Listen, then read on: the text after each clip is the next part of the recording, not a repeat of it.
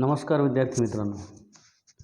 आज आपण इयत्ता 10वी विषय इतिहास प्रकरण 5वे प्रसारमाध्यमे आणि इतिहास भाग 2 म्हणजे दुसरा तास आपण या ठिकाणी अभ्यासणार आहोत.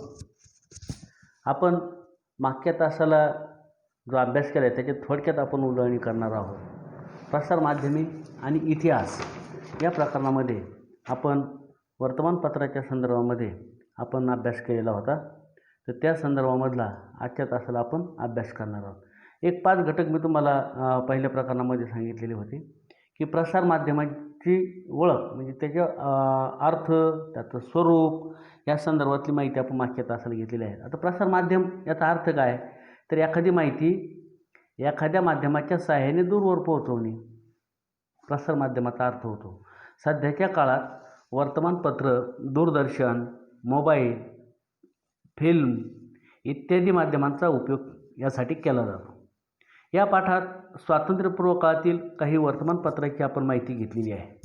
यामध्ये आपण पाहिलेलं होतं की मागच्या तासाला आपण वर्तमानपत्रांचा इतिहास पाहिला होता. वर्तमानपत्राची पूर्वसुरी आपण पाहिली होती. त्याचा उद्देश काय, तर लोकांना मुख्य बातम्या, संपादकीय लेख, विज्ञान, जाहिराती आणि अन्य पूरक मजकूर याविषयी छपाई केली जाते.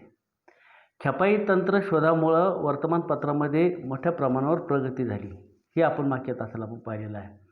त्यानंतर भारतामध्ये पहिले वर्तमानपत्र 19 जानेवारी 1780 एका इंग्रज व्यक्ती, त्याचं नाव होतं जेम्स हिकी. या जेम्स हिकी याने बेंगाल गॅझेट हे इंग्रजीमध्ये छापलं.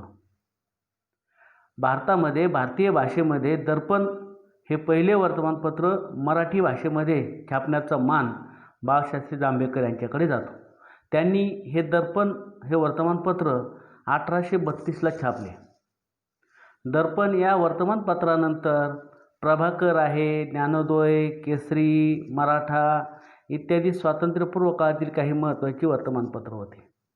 त्यानंतर आपण जी वर्तमानपत्रांचा अभ्यास करत असताना पाहिलेलं होतं की ही जी वर्तमानपत्र आहे, तर भारतातलं पहिलं वर्तमानपत्र कोणतं, तर बेंगाल गॅझेट. बेंगाल गॅझेट हे भारतातलं पहिलं वर्तमानपत्र आहे. 29 जानेवारी 1780 सर्वात प्रथम हे वर्तमानपत्र छापलं गेलं. कलकत्ता जनरल ॲडव्हर्टायझर असं त्याचं नाव होतं किंवा त्याला बेंगाल गॅझेट असंही म्हटलं जातं. तुम्हाला समोर ते जेम्स हिकी यांचं चित्र दिसतं आहे आणि पहिला जो वर्तमानपत्र आहे त्या वर्तमानपत्राचं नाव होतं बेंगाल गॅझेट. हे इंग्रजी वर्तमानपत्र छापण्यात आलं होतं. हे वर्तमानपत्राची प्रतसुद्धा तुम्हाला समोर दिसते आहे. त्यानंतर आता भारतामध्ये इतर काही वर्तमानपत्र जे छापली गेलेली आहेत त्याची आपण थोडक्यात माहिती घेणार आहोत. आता आपण पाहिलं की मराठी भाषेतलं पहिलं वर्तमानपत्र जे आहे तर ते आहे दर्पण. आता मराठी वृत्तपत्र आणि मराठी भाषेतलं हे पहिलं वृत्तपत्र दर्पण हे होतं. या दर्पणचे संस्थापक आणि मराठी भाषा पत्रकारिता किंवा मराठी समाचार पत्र दर्पण यांचे ते संस्थापक, त्यांचं नाव होतं आचार्य बाळशास्त्री जांभेकर. आता आचार्य बाळशास्त्री जांभेकर यांचा जन्म 6 जानेवारी 1832 झाला आणि म्हणून हा 6 जानेवारी हा दिवस आपण पत्रकार दिन म्हणून साजरा करतो. याची पण माहिती आपण मागच्या तासाला घेतलेली आहे. त्यानंतर आपण जे पाहिलं होतं की भाऊ महाजन उर्फ त्यांचं नाव होतं गोविंद विठ्ठल कुंटे यांनी प्रभाकर हे समाचार वर्तमानपत्र त्या ठिकाणी छापलेलं आहे. त्यामध्ये फ्रेंचांच्या बंडाचा इतिहास म्हणजे फ्रेंच राज्यक्रांती, लोकहितवादी आणि गोपाळ हरी देशमुख यांनी जी समाज प्रबोधनपर जी शतपत्र छापली होती ती प्रभाकरमधून छापली. आता हे भाऊ महाजन यांचा जन्म कुलाबा पेन या ठिकाणी झालेला आहे. यांचा जन्म 1815 झाला, मृत्यू 1890 झाला. मुंबईच्या एल्फिन्स्टन कॉलेजमध्ये त्यांनी अध्ययन आणि अध्यापन केलेलं आहे. त्यानंतर पुढं आपण जर पाहिलं तर तत्कालीन वर्तमानपत्राचे नमुने तुम्हाला पाहायला मिळतील. समोर चित्र आहे. बाळशास्त्री जांभेकर यांनी छापलेलं दर्पण आहे. भाऊ महाजन यांनी संपादित केलेलं ज्ञानोदय हे वर्तमानपत्र आहे. त्याच्यानंतर काही वर्तमानपत्रांचा आपण अभ्यास करणार आहोत. जेम्स हिकी यांनी संपादित केले बेंगाल गॅझेटचं आहे. ज्ञानोदय वर्तमानपत्राचं वैशिष्ट्य तुम्हाला दिसते. प्रथमच आपण ज्ञानोदयमध्ये काय झालं आहे की 1842मध्ये आशिया खंडाचा आणि 1851मध्ये युरोप खंडाचा नकाशा त्या ठिकाणी छापण्यात आलेला होता. म्हणून आशिया आणि युरोप महत्त्वाच्या बातम्यासुद्धा या पत्रामध्ये छापल्या जातात.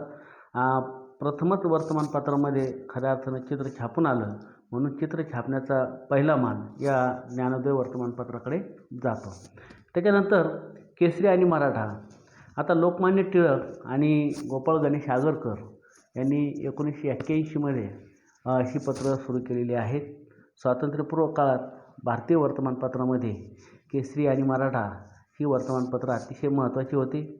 या वर्तमानपत्रात तत्कालीन सामाजिक आणि राजकीय समस्या लोकमान्य टिळकांनी प्रभावीशाली त्यांच्या वर्तमानपत्रामधून अग्रलेखामध्ये मांडून राष्ट्रीय चळवळीस पोषक अशा प्रकारचं वातावरण निर्माण केलं होतं. त्याच्यानंतर आपण पाहणार आहोत की जे आतापर्यंत आपण जे पाहिले त्याच्यामध्ये वर्तमानपत्र तत्कालीन सामाजिक आणि राजकीय घटनांचं विश्लेषण त्यामध्ये छापलं जात होतं. कोणतीही माहिती समाजात मुक्तपणे प्रसारित करण्यासाठी प्रसारमाध्यमाची गरज आहे. वर्तमानपत्रातून भूतकाळ आणि वर्तमान काळातील आर्थिक, सामाजिक, ऐतिहासिक, राजनैतिक आणि सांस्कृतिक घटनांचा बोध आपल्याला होतो आणि वर्तमान काळात लोकशाहीचे चौथा स्तंभ म्हणून वर्तमानपत्राची भूमिका ही अत्यंत महत्त्वाची आहे. आता हे आपण आत्ता पाहिले. आता आजच्या तासाला आपण जे घटक आहेत, 1-2 घटक आपले राहिलेले होते की ही जी वेब पत्रकारिता आहे, प्रसारमाध्यमामध्ये आपण आतापर्यंत वर्तमानपत्रांचा अभ्यास केलेला आहे. आता आज आपण वेब पत्रकारिता पाहणार आहोत. आता वेब पत्रकारिता म्हणजे काय, तर आधुनिक नियतकालिकामध्ये वेब पत्रकारिता ह्या प्रकारात प्रसिद्ध होणाऱ्या काही नियतकालिकांचा समावेश होतो. यामध्ये इतिहास हा विषय प्राधान्याने त्या ठिकाणी आपल्याला पाहायला मिळतो. आता वेब त्यामध्ये काय आहे, तर वेब न्यूज पोर्टल आहे, त्याच्यानंतर सोशल मीडिया आहे, ट्विटर, व्हॉट्सअप, बुक त्याला आपण म्हणतो, असे फेसबुक आहे, त्याच्यानंतर वेब चॅनल्स आहेत, यूट्यूब आहे. या सगळ्या माध्यमातून इंग्रजी आणि भारतीय भाषांमधून वाचकांसाठी व प्रेक्षकांसाठी मजकूर उपलब्ध करून दिला जातो. अशा प्रकारची ही वेब पत्रकारिता आज आपल्याला पाहायला मिळते.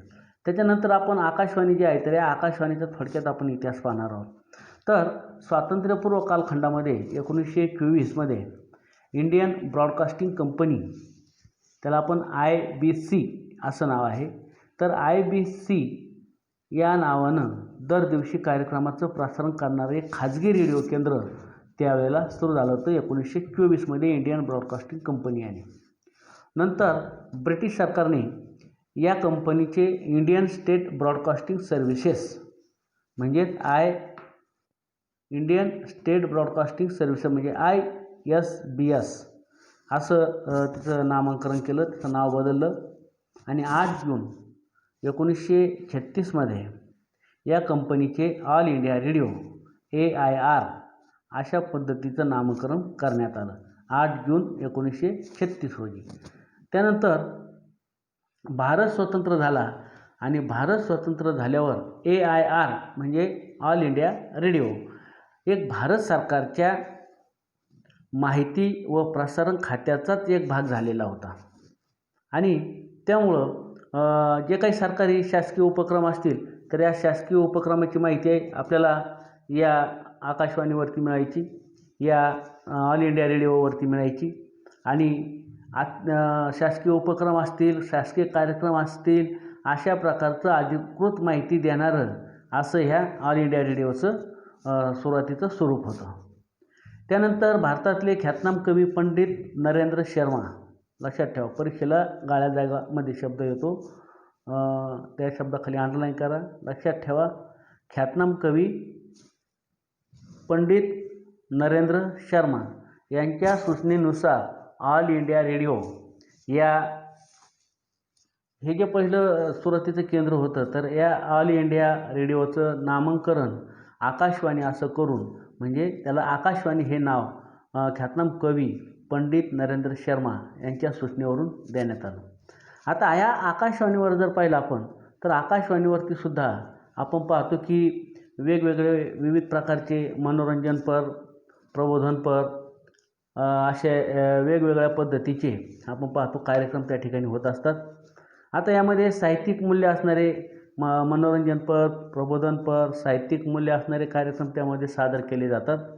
त्याचप्रमाणे शेतकरी, कामगार, युवक, स्त्रिया यांच्यासाठी सुद्धा विशेष अशा स्वरूपाची कार्यक्रम सादर केले जातात. विविध भारती ही एक लोकप्रिय रेडिओ सेवा होती. तर या विविध भारतीय या लोकप्रिय रेडिओ सेवेद्वारे भारतामध्ये 24 भाषा आणि 146 बोलीभाषा यामध्ये कार्यक्रम सर्वात प्रथम सुरू झाले. आता अलीकडच्या काळामध्ये जर पाहिलं तर अनेक प्रकारचे खाजगी रेडिओ केंद्र सुरू झालेले आहेत. म्हणजे जर आपण पाहिलं तर 23 जुलै 1927मध्ये भारतातले पहिले इंग्रजी न्यूज बुलेटिन मुंबई रेडिओ केंद्रावरून प्रसारित करण्यात आलेले होते. खाजगी रेडिओ केंद्र सुरू झालेले आहे. यामध्ये जर पाहिलं आपण तर रेडिओ मिर्ची हा कार्यक्रम आपण जर आता पाहिलं तर अनेक रेडिओ आकाशवाणीवरून आपण खाजगी केंद्रांचे आपण अनेक कार्यक्रम, काही गाणे असतील मनोरंजनपर, तर हे कार्यक्रम आपण रेडिओवरती ऐकत असतो. म्हणजे अशा पद्धतीनं आकाशवाणीचं सुरुवातीचं स्वरूप होतं. आता पुढचा जो मुद्दा आपण पाहणार आहोत तो आहे दूरदर्शन.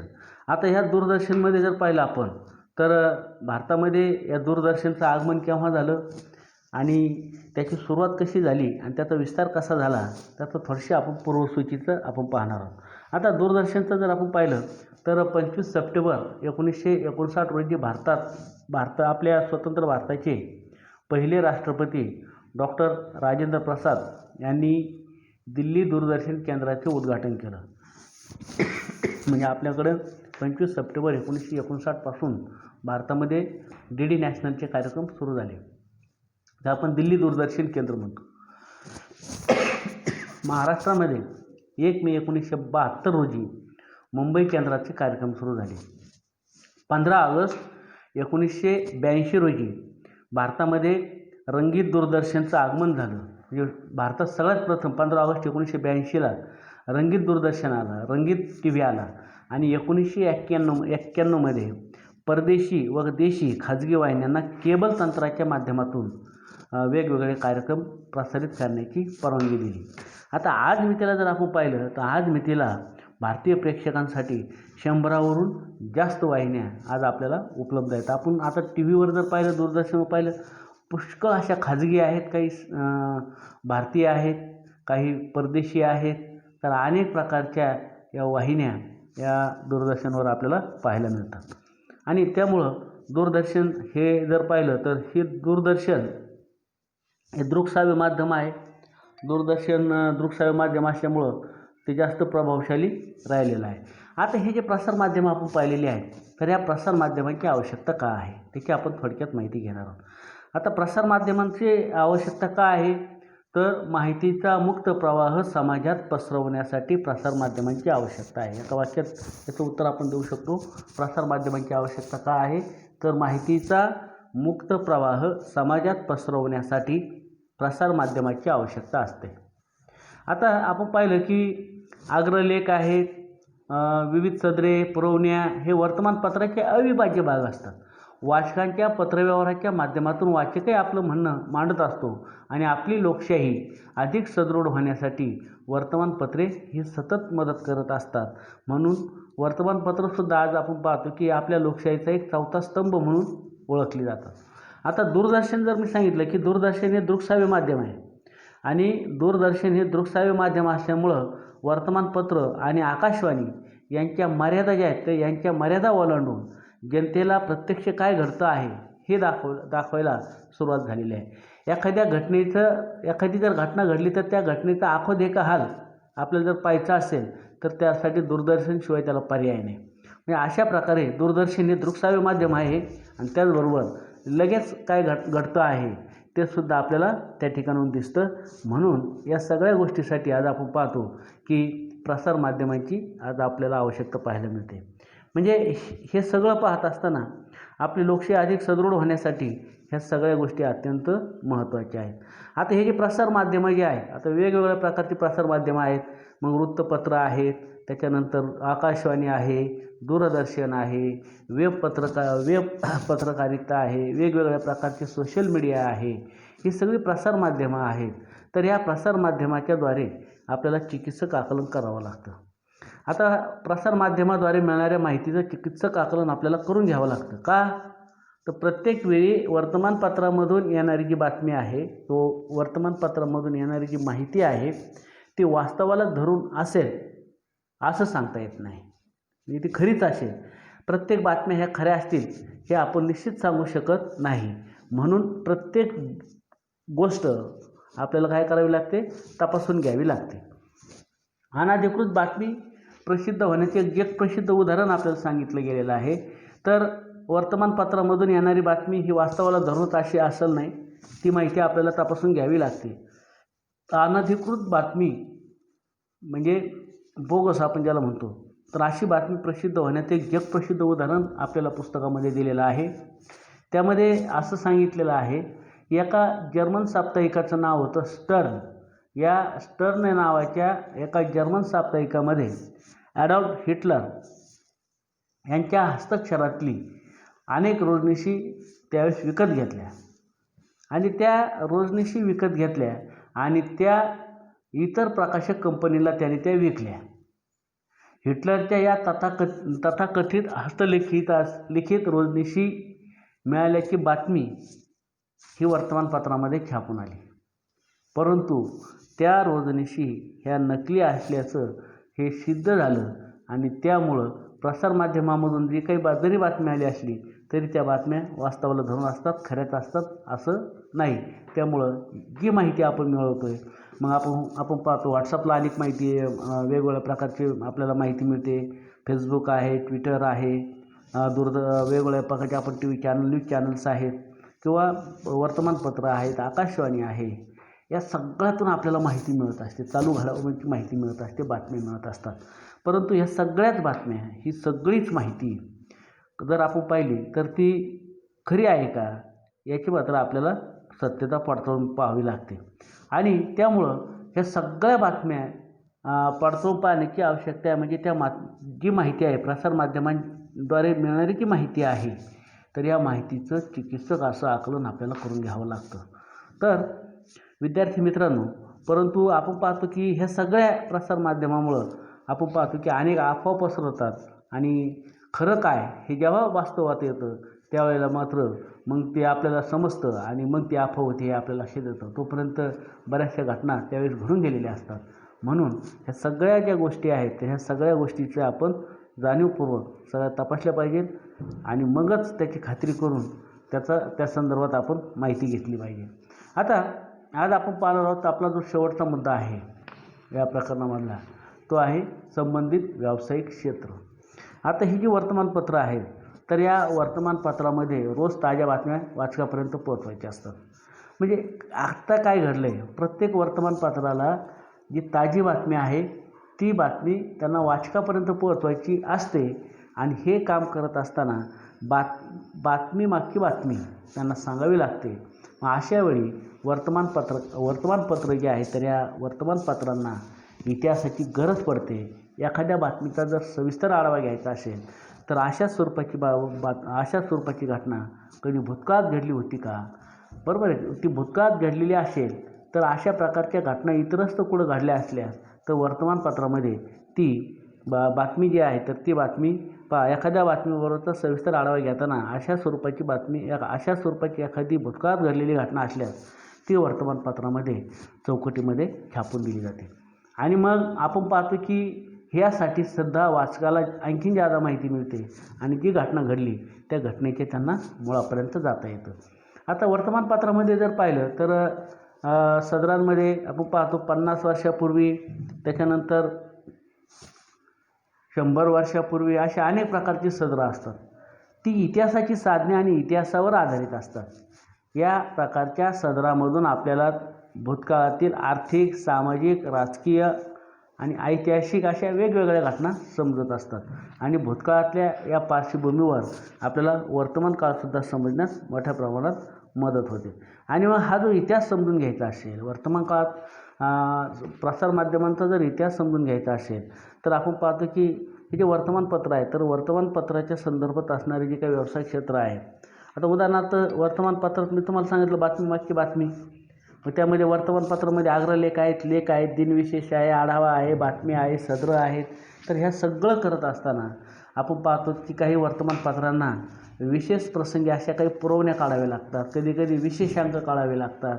1914मध्ये पहिलं महायुद्ध सुरू झालं आणि त्याला 2014मध्ये 100 वर्ष पूर्ण झाली. मग ह्या युद्धाचा सर्वकष आढावा घेणारी पुरवणी काढताना त्या घटनेचा इतिहास त्यांना माहिती असावा लागतो. पहिलं महायुद्धाची माहिती त्यांना असावी लागते आणि त्यामुळं त्या घटनेचा इतिहास माहिती झाल्यास तरच ती सगळ्या प्रकारची माहिती लोकांपर्यंत आपण पोहोचू शकतो. त्यासाठी सुद्धा इतिहासाची जाणकार असणाऱ्या व्यक्तीची गरज असावी लागते.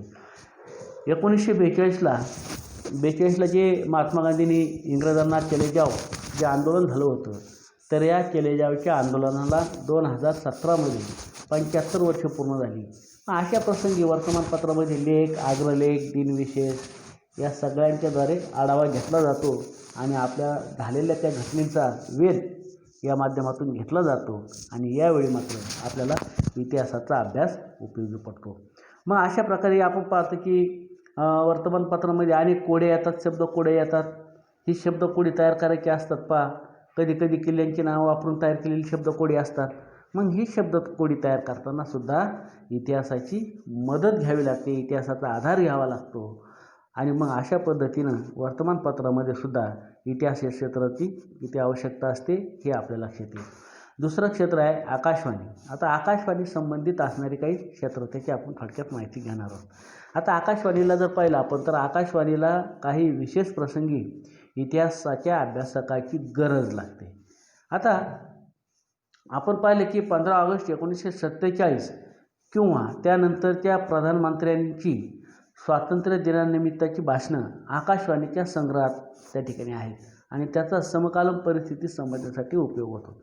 म्हणजे आपण पाहतो की आकाशवाणीवर पूर्वी प्रधानमंत्र्याची जी भाषणं असायची त्या देशाला उद्देशून केलेली, ती भाषणं आकाशवाणीनं अशी हे करून ठेवलेली आहेत, ध्वनिमुद्रित करून ठेवलेली आहेत आणि त्यामुळं त्यावेळेला त्या आकाशवाणीच्या संग्रहालयामध्ये आहेत आणि त्यावेळेला आपल्याला त्या परिस्थिती म्हणजे तत्कालीन परिस्थिती समजण्यास आपल्याला त्या ध्वनिफितीचा मदत होते. आता 42च्या ज्यावेळेला 1942ची चळवळ सुरू झाली होती, भारताला स्वातंत्र्य मिळण्याची वेध लागलेली होती आणि अशा वेळेला आपण पाहतो की काही भूमिगत रेडिओ केंद्र आपल्याकडं होती आणि या भूमिगत रेडिओ केंद्रांनी सुद्धा महत्त्वाची काही भूमिका त्या ठिकाणी बजावलेली आहे. आता आकाशवाणीचं सुद्धा काही विशेष प्रसंगी त्यांना इतिहासाच्या अभ्यासकाची गरज लागते. आता कधी आपण पाहतो की राष्ट्रीय नेत्यांची जयंती असते, राष्ट्रीय नेत्यांच्या जयंती आहेत, पुण्यतिथी आहेत, एखाद्या ऐतिहासिक घटनेत 1 वर्ष झालं असेल, 25 वर्ष झाले असतील, 50 वर्ष झाली असतील, 100 वर्ष झाले असतील किंवा त्यापेक्षा जास्त वर्ष पूर्ण झाली असतील, तर त्याची चर्चा करण्यासाठी त्या घटनेची माहिती असावी लागते.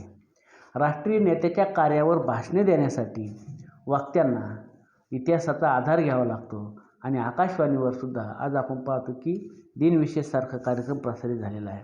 म्हणजे या सगळ्या गोष्टीसाठी सुद्धा इतिहासाची आवश्यकता आहे आणि त्यामुळं आकाशवाणीच्या संदर्भातसुद्धा आपण पाहतो की आपल्याला इतिहासाच्या जाणकाराची मदत होत असते.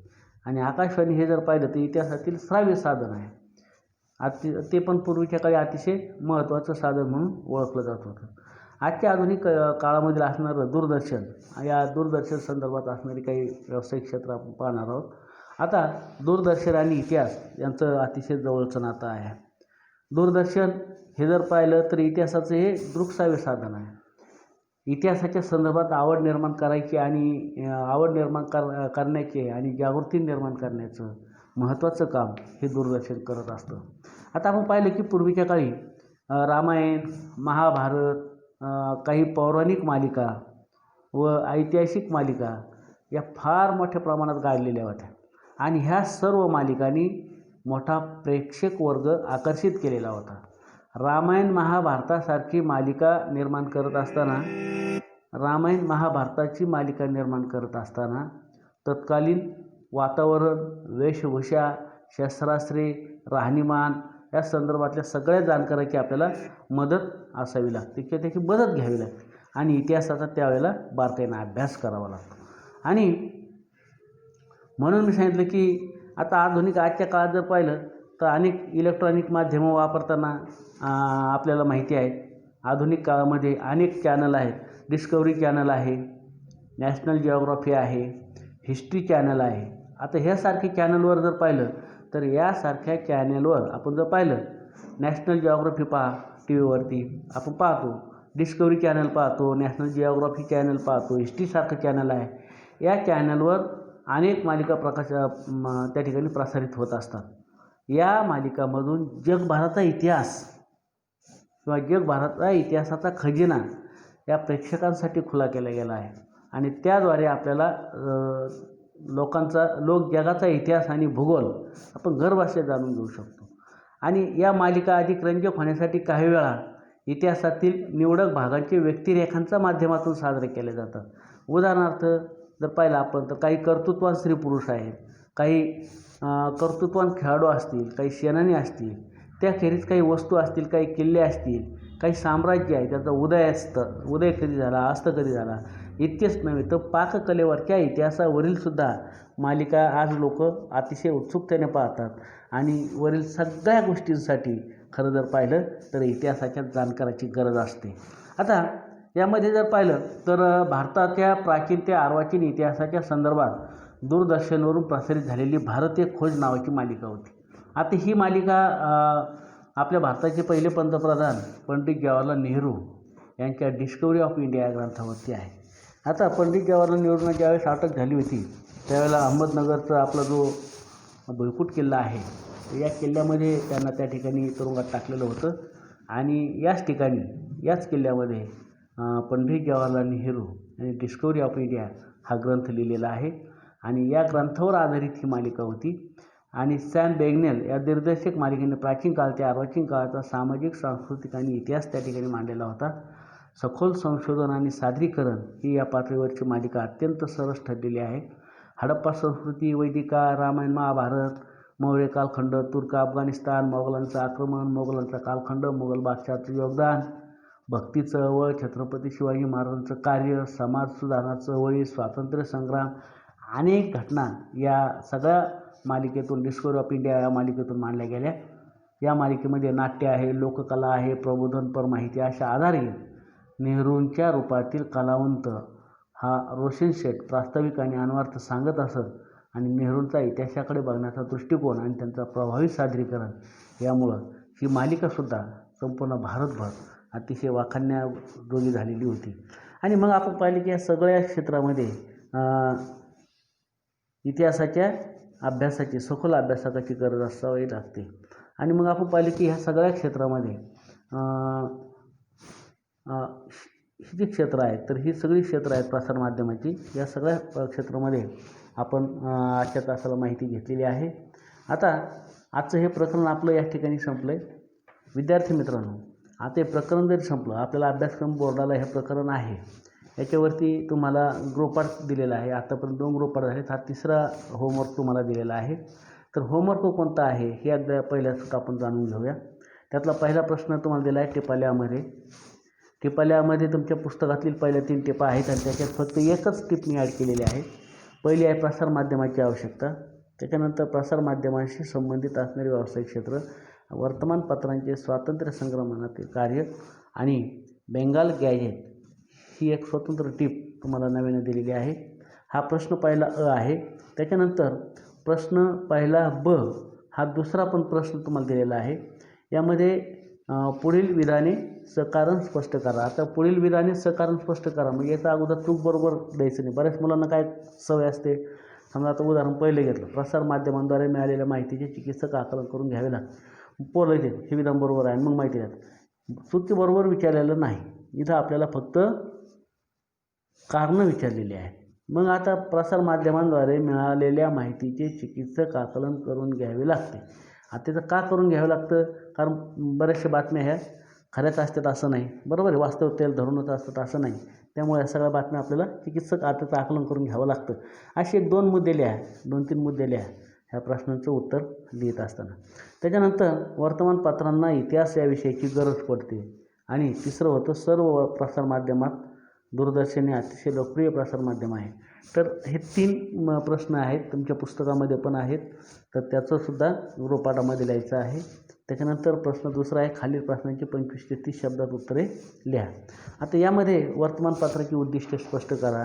दुसरा दिला आहे, आकाशवाणीसाठी इतिहास हा विषय कसा महत्त्वाचा आहे हे स्पष्ट करा. आणि वेबपत्रकारिता याविषयीची माहिती लिहा. एक नवीन प्रश्न तुम्हाला ॲड करून दिलेला आहे. तर हे 2 प्रश्न आहेत, महत्त्वाचे आहेत, गृहपाठामध्ये लिहा. त्यातले पहिला प्रश्न आणि आहे तुम्हाला दिलेला गाळ्या जागा, आणि पहिला प्रश्न रिकाम्या जागा, आणि ब आहे चुकीची जोडी दुरुस्त करून पुन्हा लिहा. तर असे हा जो प्रश्न आहे, हा प्रश्न तुम्ही तुमच्या वर्गपाठाच्या वहीत लिहायचा आहे. आणि हे सगळे प्रश्न लिहून मला व्हॉट्सअपवर टाकायचं आहे. तर हे सगळं तुमचं आता आपण जे ऐकले यानुसार हे प्रकरण आपलं संपलेलं आहे. तुम्हाला काही जर शंका असतील तर त्या शंका तुम्ही फोनवर विचारू शकता.